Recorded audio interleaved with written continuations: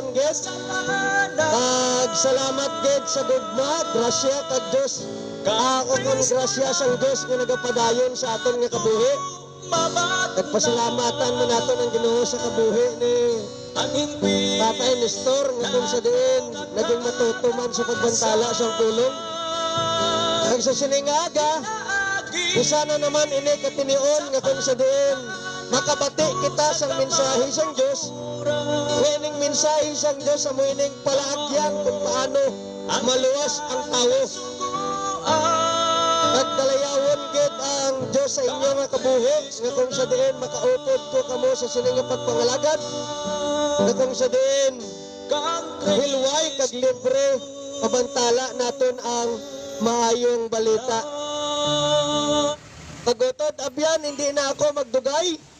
Ang pulungon nga aton pamalandungan sa sining hapon makita ni siya sa Binuhatan 17 versikulo 16 pakadto 34 pero basahon ko lang ang versikulo 22 kag 23 kag aton patpaton kung sino bala ang ini nga Dios nga wala nila nakilan-an sa taga-Atenyan. Kagkaroon kunyara ikaw dira sa palibot sa mga kautoran naton nga mga taxi driver o kung sa aton dira nga nagabiyahe sa salakyan, mga nagalulo negosyo dira sa palibot, nagapamakal, so magahatag anay kita sang gamay nga tinion nga kung sa diin makabati kita sang pulong ay amo ini ang pasaran kag sadsaran sang aton nga kabuhi. Kag hindi lang may promisa nga magaluwas sa imo, kundi promisa man nga magaluwas sang imo bugos nga panimalay. So ang pulong sang Dios nagasiling sa Binuhatan 17, 22 kag 23, amo sini mga taga-Athens. Nakita ko kamo nga relihiyoso gid nga mga tawo. Kaysa akon paglibot sa syudad, nakita ko ang inyo nga ginasimba. May nakita pa akong halaran nga may nakasulat nga nagasiling sa wala pa makilala nga Diyos. Ining Diyos nga inyo ginasimba nga wala pa ninyo makilanan, amo ang Diyos nga akon ginawali sa inyo subong. Kag pag-abot sa versikulo 34, ang pulong sang Diyos nagasiling amo sini. Ang iban nga mga lalaki nagdampig kag nagtuo kay Hesus. Kag isa sa ila amo si Dionysius nga miyembro sang Areopagus, kag mga babayi man nga si Damaris kag iban pagid. Ginoo, salamat sa imo pulong nga amon ginpamalandungan. Napangabay kami sa balaan nga espiritu nga siyang, God bless you tatay, nga kung sa diin siyang magapanandog sa sining mga katawhan nga makabati karon sang imo pulong nga aton pagapatpaton kung ano diring aton nga matun-an. Gani Ginoo, sa imo gid lang ang kadayawan, ginpadala mo ako sa sini nga duog para ang ini nga katawhan makilala nila kung sino ikaw kag kung sino ang Dios nga amon ginapangalagaran, nga amo man ginapangalagaran ni Apostol Pablo. So utod abyan aton ini tagaan sang titulo. Kag ang titulo nga aton pagadalon, dagag de donatno. Ang Diyos nga wala nila nahibaluan. Sino bala ang ini nga Diyos nga wala nila nahibaluan? Nga kung sa diin ano ayhan ang ilang nabatian sa pagbantala ni Pablo nga nagtuo sila kay Hesus. Gani sa aton subong pulungon nga pagapatpaton para kamo kag ako magatuo man kay Kristo, nga kung sa diin makilala ninyo kung sino ini nga Diyos nga aton ginapangalagaran. Pero bag-o naton patpaton ang ina nga pulungon, gamay lang anay nga background na hanungod sa katawhan sang taga-Atenyan. Ining taga-Athens, wala sang kinalayo sa aton. ining taga-Athenians hindi ni sila Hudyo o kon kaliwat ni Israel o kon naghalin man sa linyada ni Abraham, kundi isa ka hintel kag isa ka hintel nga nasyon nga kaangay sang katawhan sa siyudad sang Iloilo nga nakabati sang mensahe na hanungod sa mensahe sang matutuot gid nga Dios. Paghambal gani kita hintel, ang tanan nga katawhan sa bug-os nga kalibutan nga hindi nasakop sa tribo sang Israel, ang tawag sa aton mga hintel. Sa Biblia, ang hintel ginapa tuhoy ini sa mga katawhan nga hindi tumuloo. Ginatuhoy ini sa mga katawhan nga wala nagakilala sa matudtuod nga Dios. Nagatuhoy ini sa katawhan nga kung sa diin nagakaugot sa Dios, nagakontra sa Dios, rebelde sa Dios, kita ina. Eh paano kita makasimba sa matudtuod nga Dios kung hindi naton siya makilan-an? Pag-o naton siya masimba, kinahanglan anay hibaloon naton kung sino siya kag ano siya sa aton nga kabuhi. Ugaling lang ang maayong balita nag-abot sa aton kaangay man sa katawhan sa mga sa Athens. Biskan sila hindi rasa sang Hudyo. Sa pagbantala ni Pablo nag-abot sa ila ang kaluwasan kag madamo nga lalaki kag babaye ang nagtuo kay Hesus.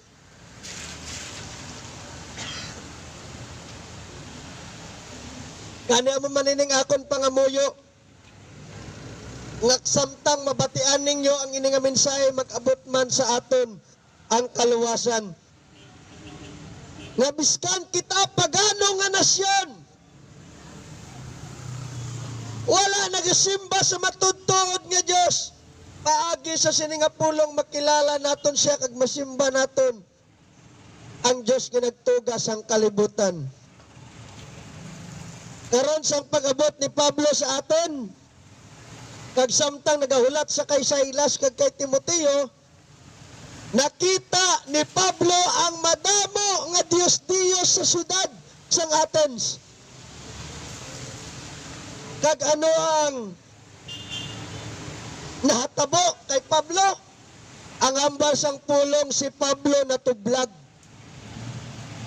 Nagkahangawa, naalarma, nga daw maindigin maayo, nga nagakilinabo sa siningadoog.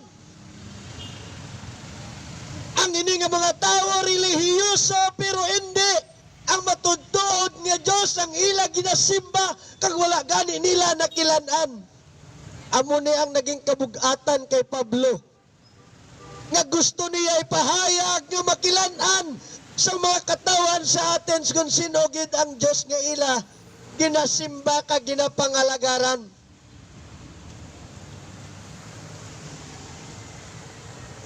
Gani kung mabasaan naton sa Binuhatan 17, versikulo 17, dira na siya naton makita nga ang rason nga nagsulod si Pablo sa kasimbahanan sa mga Hudyo sa pagpakigdiskusyon. Kag adlaw-adlaw si Pablo ara sa publiko nga balaligyaan, nagapakigdiskusyon kag ginapamatud-an gid niya ang nahanungod nga si Hesus nga dapat naton tuuhan. So amo man ang kabug-atan namon nga mga manugwali nga ang tagsa kakatawhan sa kalibutan mahibaluan nila kung sino ang Dios nga dapat nila pangalagaran.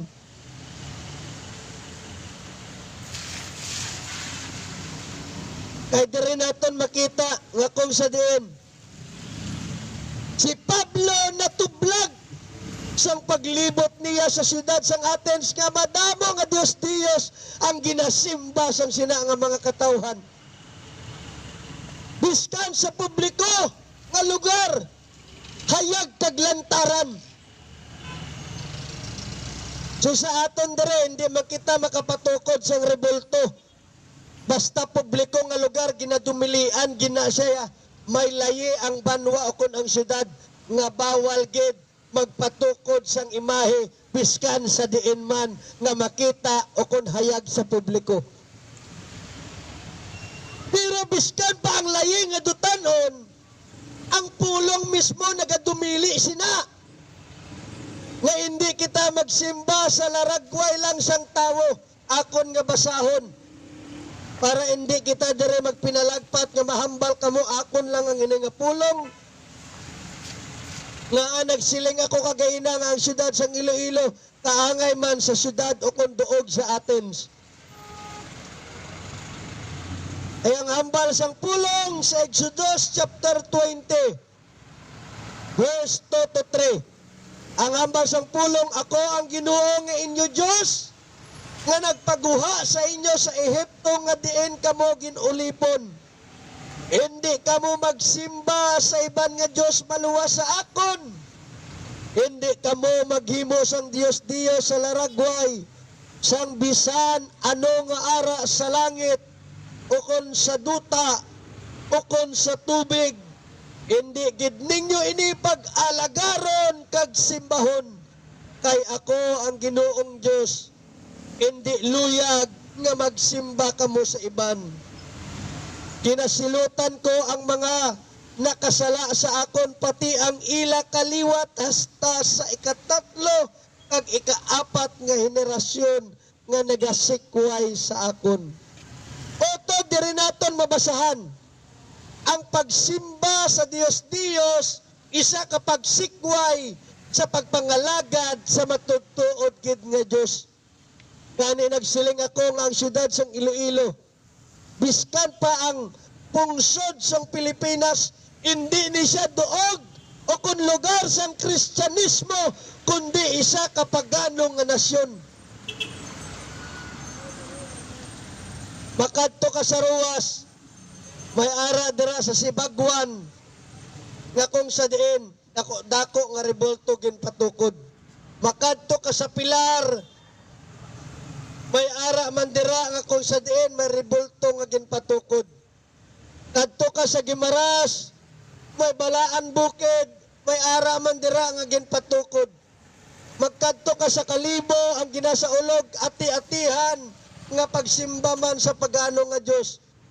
Pag-abot naton diri sa Iloilo, gasaulog kita sang dinagyang, hindi man pagsimba sa matuod nga Diyos, kundi nagasimba sa hindi matuod nga Diyos. Kinalipay, sinagangsang, immoral, pag-ilimnanay, perti ka masubo nga ginadangatan sang tawo. Subot silingon nagapahayag nga ang taga-Athens kagang syudad sang Iloilo, biskan pa ang pungsod sang Pilipinas, wala kita sang kinalayo. Ini nga nasyon sang pagano, hindi Kristiyano. Gamay lang nga porsyento ang matudtuod nga Kristiyano sa sining nga duog. Ginpahalin tulad ko lang kay para makarelate kita karon. So diri nato nakita, balaan mo utod, ang hambal sang pulong nga aton nga ginbasa kagina, nga hambala sa Exodus sa mga Israelita ni siya, pero kita hintel, pero ini siya nga prinsipyo universal, pwede naton ma-apply. Ang hambal sang pulong, ginasilutan ko ang mga makasasala o kung nakasala sa akon, hasta ang ila kaliwat sa ikatatlo kag ikaapat nga henerasyon. Exodus 20 verse 3. Diri nga nagapahayag nga akig gali ang Dios sa mga tao nga nagasimba lang sa Dios-Dios. Kaya mo ning hambal sa pulong, makaluluoy gali ang tao kung mag-abot nga maghukom ang Dios, nga padayon nga nagasimba kita kay biskan ang aton kabataan, 3 hasta 4 ka henerasyon pagasilutan sang Dios. Utod nakita nimo ang aton kahimtangan, daw ano gali sa aton kamakaluluoy nga kung mag-abot ang tinion sang paghukom kaya mo ning gintag na sa revelasyon ang tanan nga nagasimba sa Dios itagbong sa linaw sang kalayo. Amo ni naalarma si Pablo, amo ni nga natublag si Pablo sa pagkadto niya sa Athens. Kaya sa paglibot niya sa siyudad sang Athenian, nakita niya biskan pa sa publiko ang madamo nga imahe nga rebolto kag isa kahalaran sang isa ka Dios nga wala nila naibaluan. Gani adlaw-adlaw sa kabuhi ni Pablo, nagasulod siya sa kasimbahanan kay nagapakigdiskusyon biskan sino lang ang iya masugata, biskan sa publiko nga balaligyaan kay luyag niya ipahibalo kung sino gid si Kristo kag sino nga Dios ang dapat niya pangalagaran. So may 5 o kun 4 kita dire karon nga pamalandungan. So amo ni siya ang background sang tinion nga nag-abot si Pablo sa Athens. Kag amoy ning ginpahayag nga kung sa diin kung hosisaon naton ang pulong nga naalarma si Pablo ay ang hambal sang pulong sa pahayag 21:8. Ang hambal sang pulong pero makahaladlok ang dangatan sang mga tawo nga wala nagasunod sa iya, wala nagatuo sa Dios, nagahimo sang malaway nga butang, manugpatay, manughimo sang immoral nga pagpakigrelasyon, manugbabaylan, manugsimba sa mga Diyos-Diyos. Otod abyan, ang pagsimba gali sa Diyos-Diyos, kinkumpara kag pareho lang sa immoral, sa manugpatay, sa babaylan, sa mga butigon. Ang halimbawa gali sini, ang hambal sang pulong, kag ang tanan nga butigon, ang lugar nga para sa ila, amo ang dagat nga nagadaba-daba sang kalayo nga may asupre, amo inang gintawag nga ikaduha nga kamatayon. Nga ginambalya ikaduha nga kamatayon. Sa tinion nga napatay kita sa sining kalibutan, magapangatubang kita sang paghukom, amo tong una naton nga kamatayon. Kag sang tinion nga magpangatubang kita sa paghukom, madamo ang ginmitlang sa pahayag 21:8, kag isa na diri ang pagsimba sa Dios ang pagahukman. Sa nagadaba-daba nga kalayo o kon dagat nga nagadaba-daba sang kalayo nga may asupre. Amo ning utod nga naalarma man si Pablo kag ako man. Kay luyag na kon ipahibalo sa inyo kung sino gid ang Dios nga dapat naton pangalagaran. Kay dira man ako halin.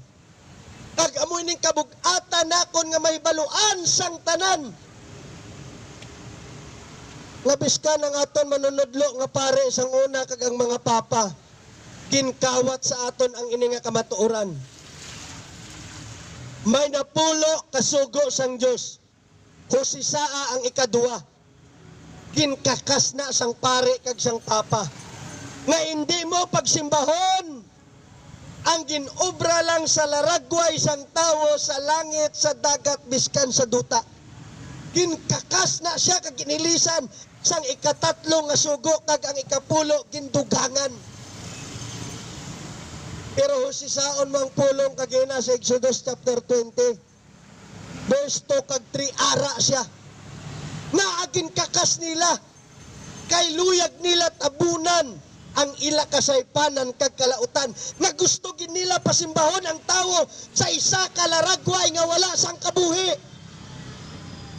Diin katimo magbagyo magbaha antes tani nga ina nga Dios among magaluwas sa imo.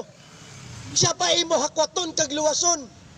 Ang natabo subong sa India nga madamo sang na-infect sang coronavirus nga daw hindi mag-ayo kag madamo sang nagkalamatay. Naging awakening para sa ila ngang ila mga Diyos kin panghulog sa sapa, kin panganod, kin pangguba. Kay hindi makabulig sa ila. Kundi kalalatan lang ang dangatan sang sinang mga tao nga nagasalig sa Diyos. Dira ako halin, ganinay baluan ko ang kaakig nga ara sa inyo subong. Nga hindi ninyo luyag, ini mabatian. Pero gusto sang Diyos nga ipahibalo sa inyo para kung mag-abot man ang paghukom, hindi kamo makapanginwala na wala kamo ginpaandaman nga magtalikod sa pagsimba sa Diyos kag magsimba sa buhi nga Diyos. Kay may isa kaadlaw sa lugar sang lapas nga may nagsingkitan nga pamatanon nga ginpaandaman kamo nga ang pagsimba sa Diyos hindi makaluwas sa tao kay nagapadala siya sa mensahero nga mabatian ninyo ang iya pulong nga makasimba kita kag makapanawag sa Diyos nga matuod nga makaluwas sa aton.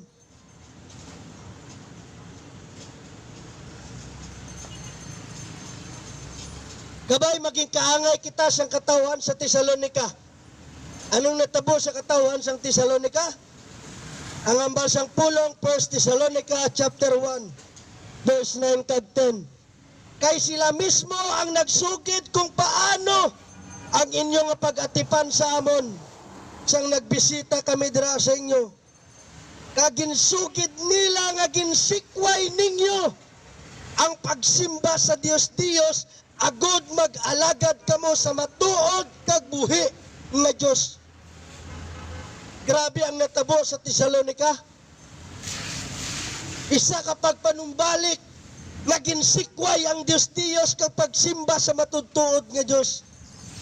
Gabay mo man ini ang matabo sa aton karon. Gani aton husisaon. Paano man bala kita magsimba kag magkilala kay Kristo? Aton dire nga hibaloon kung paano. Kakilalahon naton kung sino ang Diyos nga ginwali ni Pablo nga wala nila nahibaluan. Una nga kamatuoran nga nagapahayag, ang ginbantala ni Pablo sa duog sang Athens. God is the creator of universe.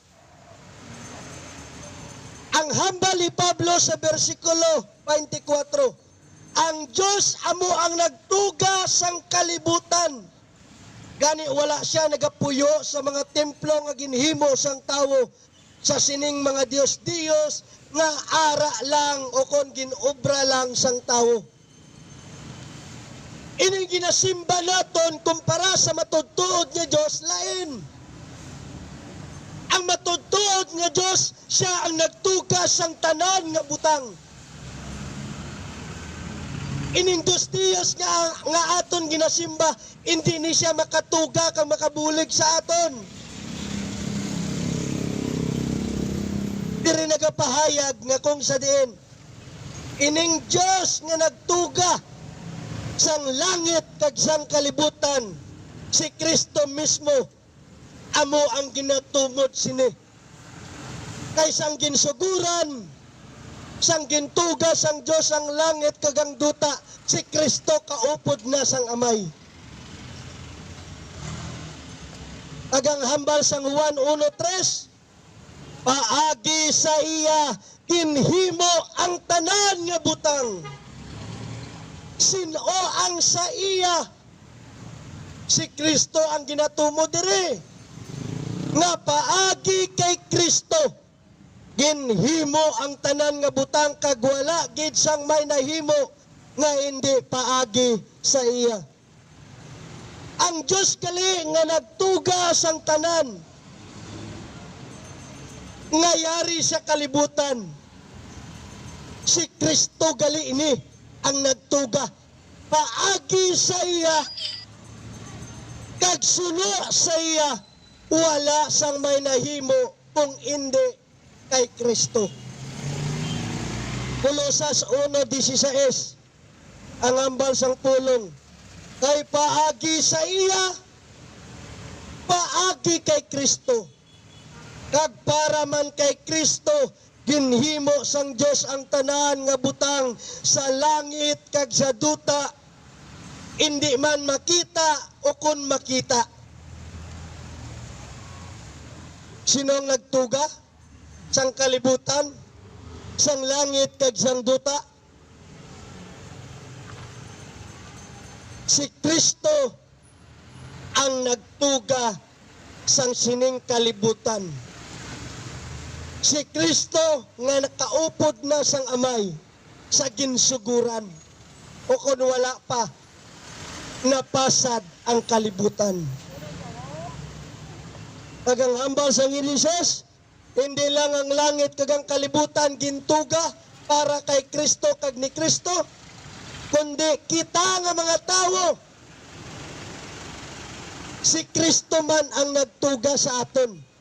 Ang hambal sang pulong, Genesis chapter 1, 26 kag 27. Tayo nagsiling ang Diyos, maghimo kita sang tawo nga kaanggid sa aton. Magagahom sila sa tanan nga klase sang sapat, ang nagalangoy, nagalupad, kag nagakamang, kag ang nagalakat. Gani gintugas ang Diyos ang tawo, lalaki kag babaye nga kaanggid sa iya. Sa versikulo 26 may ginpahayag siya, tayo nagsiling ang Diyos, magahimo kita. Sino ang kaupod sa amay nga nagtugas ang tawo? Kita. Si Kristo ara na sa Genesis pa lang. Hindi pwede nga maging kaupod ya ang anghel sa pagtuga, kay ang anghel wala sang kapasidad sa pagtuga sang tawo. Kay sa pagkamatuod, ang anghel gani hindi makabata. Ang anghel gani gintuga man sang Diyos, pero ginambal niya, magahimo kita sang tawo. Si Kristo ang nagtuga sa aton, lalaki at babaye. Jesus is creator. Not only universe, but all mankind are also created by Jesus. Ang amay, ang anak, kag ang Espiritu Santo sa Genesis pa lang, makita na nimo nga sila ang nagtugas ning tanan. Pero diri naton ginadiinan nga si Kristo ang ginatumod ni Pablo, nga sa nagbantala siya sa Atenean sa Diyos nga wala nila nakilan-an, nga si Kristo ang manunugas ang tanan, nga kung hindi kay Kristo o kung para kay Kristo, hindi gid matuga ang tanan nga pagkabutang sa sining kalibutan. Amo ini ang Diyos nga wala nakilan-an sang taga-Atenean. Kag ikaduha, naging bantala ni Pablo, hindi lang God is the creator of the universe, but also God is the giver and the sustainer of life. Ining Diyos, hindi ni siya makahatag sang kabuhi. Kaya ang Diyos gani wala sang kabuhi. Kung nagakabuhi lang si Pablo, kag si Pedro, kag si Juan, kag bisan sino man nga apostoles, biskan si Juan sa Revelasyon, makasilinggid, hindi ninyo kami pagsimbaha, kay kami gintuga lang sang Diyos. Kung ang ina nga ribulto, makahambalang, hindi ninyo kami pagsimbaha, kay wala kami sang kabuhi. Kaya matutuod nga Diyos, siya ang naghatag sang kabuhi, kag nagauyat sang kabuhi. The giver and the sustainer of life. Ang hambal sang pulong, siya mismo ang naghatag sang kabuhi. Gani hindi naton pagsimbahon ang wala sing kabuhi nga imahe. Binuhatan 17:25. Nga ining ginahambal dire ni Pablo, nagatumod man kay Kristo, nga si Kristo ang kabuhi, kag ginhalinan sang kabuhi, kag nagauyat sang sina nga kabuhi. Ang ambalya sa John 6 chapter 20 o John chapter 6 verse 25 bakad to 59, Jesus is the bread of life. Utod, si Kristo gali ang tinapay sang kabuhi. Magamba ka gani tinapay sang kabuhi, hindi lang sa dutan-on naton nga pangkinahanglanon, kundi ini nga tinapay sang kabuhi, langit nun nga nagahatag sang kabuhi, eternal life. Siya ang ginhalinan gali sang tanan nga kabuhi. Naganghambal ni John chapter 10 verse 10, the thieves, ang kawatan, come only to steal and to kill and to destroy. Ang kawatan ko no, nga si Satanas, nagkarilang na siya para kawatan ikaw. Patyon ikaw kagubon. Pero si Kristo, I came that they may have life and I have it abundant. Pero si Kristo, nagkari sa sining kalibutan para tagahan ikaw sang kabuhi. Kag ina, kabuhi nga kabug-usan. Buot silingon. Hindi lang sa piyak ka kinabuhi, tagaan niya ka sang kabuhi. Biskan subong tagaan niya ka sang kabuhi nga ma-enjoy nimo sa sining nga tinion. Damo sa mga spiritual nga pagpakamaayo nga nagaabot sa katawhan sang Dios. Na makasiling gid ikaw, si Kristo gid lang ang imong kinahanglanon. So ining kinabantala ni Pablo sa duog sang Athens nga wala nila nahibaluan. Si Kristo gali ang iya ginatumod. Nga si Kristo amo ang nagauyat kag nagahatag sang kabuhi. Basahon naton sa unang Juan chapter 5 verse 20. This is the true God and eternal life. Ining 1 John chapter 5 verse 20 nagapahayag, si Kristo ang matuod nga Dios kag ang kabuhi nga wala sang katapusan. Wala ni siya nagatumod sa amay. Yes, ang amay ang isahanon gid lang nga Dios. Pero paano kung nagpahayag ang pulong nga si Kristo is the true God and eternal life? Na siya man ang matudtuod nga Dios? Kag hindi nimo masiparar ang titulo nga ginatag sa iya, kabuhi nga wala sang katapusan. Kung baga ang hambal ni Juan, kung si Kristo lang hindi matuod nga Dios, ang iya argumento kagin pahayag sa ibabaw sang bersikulo 20 is meaningless repetition. Pero diri nagapahayag, ginadiinan ni Juan na hindi lang kinpadala si Kristo sa sining kalibutan para makilala ang amay kag matuod nga ara kita sa matudtuod nga Dios, kundi gindiinan ni Juan nga daw kaangay sang lansang na iya pagid ginbaon nga si Kristo mismo amo ang matuod nga Dios kag nagahatag sang kabuhi nga wala sang katapusan.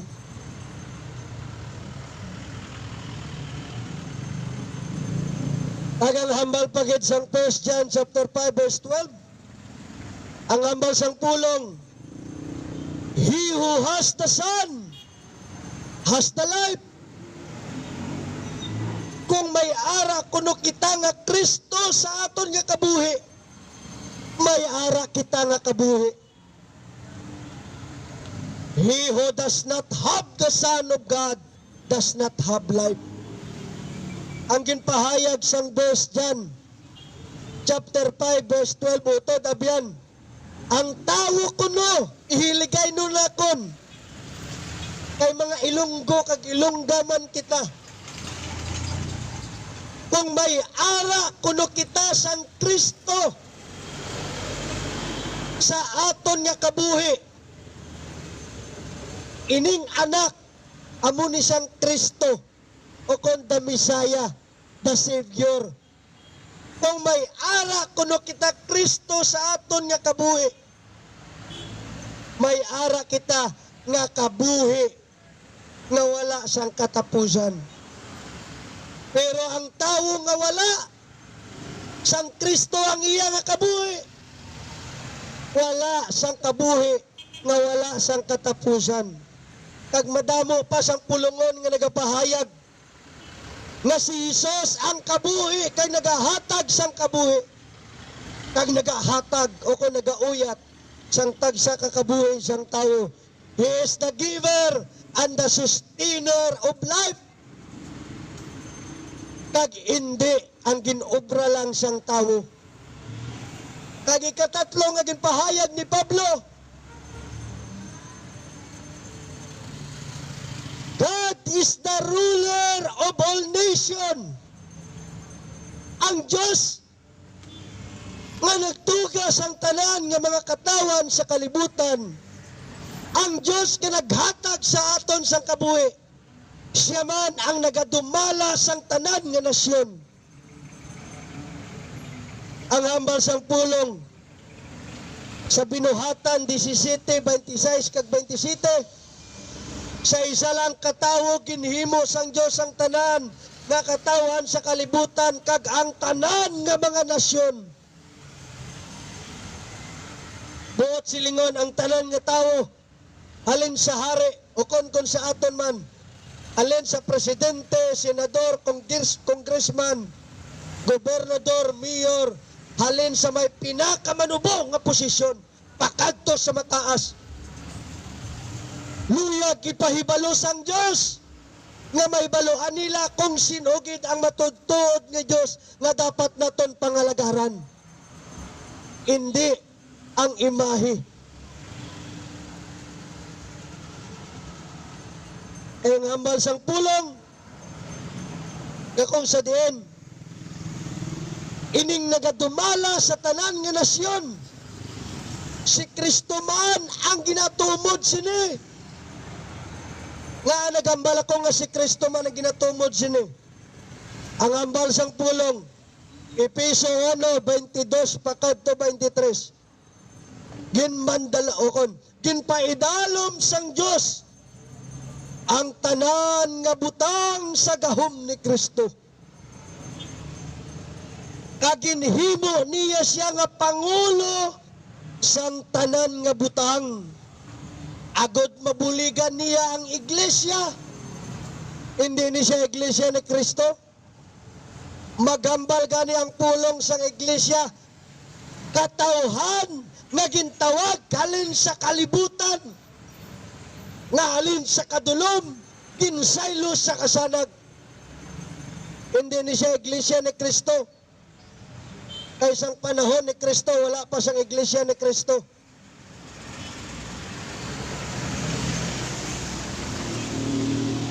Pero ini nga pulong nagapahayag nga amo ang lawas, ang iglesia, ang kabug-usan ni Kristo nga amo ang nagapamuno sa tanan. So dere nagapahayag nga ang tanan nga pagdumalahan sa kalibutan ginhatag sang amay sa iya anak nga siyang magadumala sang tanan. Ang hambal sang Efeso chapter 2 verse 10 kag 11, kay Kristo ang tanan sa langit kag sa duta, pati sa idalom sang duta, magaluhod kag magasimba sa iya, kag ang tanan magakilala nga si Jesus amo ang Ginoo. Kita mo utod kung ano katambok ang ini nga pulungon nga nagapahayag nga si Kristo amo ang nagadumala sang tanan. Ay ang hambal sang pulong, ang tanan sa langit, sa duta, biskan sa idalom sang duta. Ano ning idalom sang duta? Biskan pa ang imperno nga ginatawag nila sa Latino. O kon ang ara sa kadadamlan, magakilala kag magasimba kay Kristo. Gani pag-abot sa versikulo 19 o kon 29, tungod nga kita anak sang Dios, Hindi kita maggunahuna nga pareho sang Diyos-Diyos lang, nga bulawan o kun pila o kun bato, nga puro lang imbento sang hunahuna kag kamot sang tao. Kundi ang Diyos nga wala nila nakilan-an, amo ang gamhanan nga Diyos, nagadumala sa tanan nga nasyon kag kapungsuran. Hindi lang ang ginukit sang tao. Kagang ikaapat, sino bala ining Diyos nga ginapangalagaran ni Pablo nga wala nakilan-an sang taga-Athens? Hindi lang nagtugas ang kalibutan, hindi lang naghatag sang kabuhi, hindi lang nagadumala sang kapunsuran, kundi siya man ang magahukom sa kalibutan. Ang ambal sang pulong, sang una, sang wala pa nakakilala ang tao sa Diyos, wala niya pagsapaka ang ilang mga sala. Pero subong ginsugo sang Diyos ang tanan nga tao sa tanan nga lugar nga maghinulsol na kagbayaan ang malain nga ginahimo. Kay may adlaw nga ginpili ang Diyos nga hukman niya ang matarong, sang matarong ang tanan nga tao sa kalibutan. Paagi sa tao nga iya nga ginpili, sino ining ginpili sang Diyos nga magahukom? Ang tao nga si Kristo. Damo nga iglesia ni Kristo nagakalipay. O kita mo, tao lang si Kristo. Ang Diyos nga nagpakatawo, nga naging matinumanon, biskan paginhatag niya ang iya nga kabuhi, karon amoy ni siyang magabalik sa paghukom sa mga buhi kag sa mga minatay. Hindi lang tao si Kristo. Yes, Christ is truly man, but also Christ is truly God. Kanang hambal sang pulong, ginamanduan ang tanan nga maghinulsol kag magbiya sa malain nga ginahimo. Nga maghinulsol kag magbiya sa malain nga ginahimo, kay magabalik ang Diyos sa paghukom. Pero ang pagbalik sang Diyos, kag ang aton ginapaabot nga magabalik, amo si Kristo.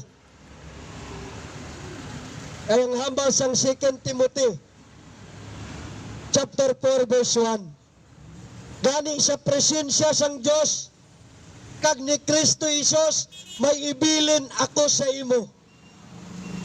Magabalik si Kristo kag magahari kag magahukom sa tanan nga tawo, buhi man o kun patay, amo ina nga ginabilinan ko ikaw. Otod, kung madamo man ang mga mensahero nga nagabantala sa maayong balita biskan diin man sa syudad sang Iloilo, nga ginabantala nila ang kamatayon, pagkabanhaw, pagkayab, kag pagbalik ni Kristo, nagapahayag ina sang mensahe sang kaluwasan. Kay mag-aabot ang adlaw nga ginpili isang Diyos, si Kristo magabalik, hindi isa ka manluluwas, kundi isa ka hukom. Samtang wala pa nagbalik si Kristo, ang kaluwasan bukas pa nga mabaton sang sinang katawhan.